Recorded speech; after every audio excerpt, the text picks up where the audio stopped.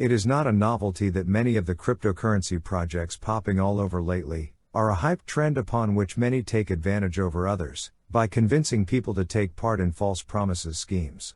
Or at least lesser than promised. But of course, this is not a general rule that applies for every crypto project. There are many great projects out there with hard-working and dedicated teams behind, really focusing on building the future.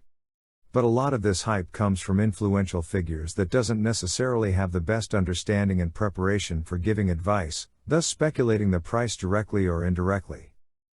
If one follows the advice and hype predictions or personal beliefs of a non-certified and unapproved influential person on the internet, and decides to invest their money in that direction, based on those speculations, then one deserves to lose their money upon deliberately taking that decision.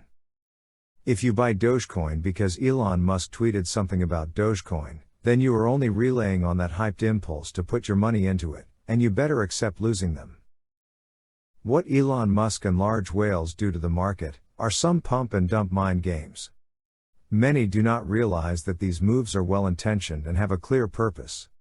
Because of the fact that the cryptocurrencies, the crypto markets and the exchanges are not regulated and stable sources, by the government, highly influential people with a public figure like Elon Musk, are free to speculate about the prices within this space.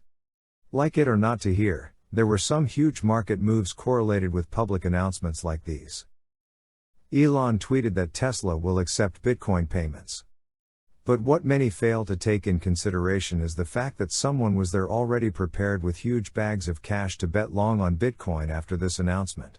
And likely with leverage too.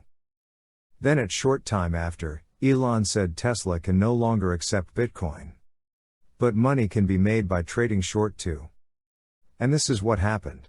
This carousel of pumps and dumps happened like 3 or 4 times starting from Elon Musk. And every time, you tell me that someone perfectly intuited and had ready billions of dollars to take action right away when Elon tweeted, just like that? Everyone fell for it. And for these types of market price manipulations. It was all wanted. I have also made a separate explanatory video about the process that whales follow when they intend to manipulate the market. You can check it out after finishing this video. So, what's the reason behind Elon's intention to acquire Twitter? Did he really do it for making Twitter a better platform in terms of free speech, and the stuff he mentioned? What Elon did is actually an expert marketing move. He first bought 9% of Twitter's shares, silently, without anyone knowing it, in value of $3 billion when the shares were priced at $38. Only then, he publicly announced that he wants to buy Twitter. And since you cannot make an offer at the market's price in that specific moment, he made a public offer at a price per share of $54. That's 40% over the market price. This was a genius move as a speculation, because when he did these announcements, the investors that were in the position to buy actions at $38, they would do it, considering that Elon's offer might be accepted. So when he said he will buy Twitter with over $44 billion at the $54 per share price, the market jumped up, because everyone wanted to buy cheaper shares, in order to sell them more expensive to Musk once they reached closer $54 after few days. So what Musk did here, he created a hype, saying he wants to buy. And there were 2 possibilities.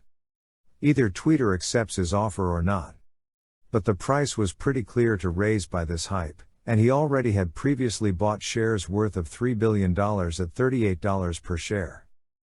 So, when people pumped the market close to $54, he was already in a huge profit. If his offer got denied, he would have sold the total 9% of the shares and be on over $1 million profit. Or they accept the offer, and he buys Twitter with over $40 billion, which is also a great move for someone like him with his financial, social and influential power to turn this move into a more profitable outcome. Now, if he doesn't back out from actually acquiring Twitter in the end, he could have more power than the former shareholders from which he buy from, and he can implement all kinds of ideas to further benefit him, since he got access to a user base of hundreds of millions of users.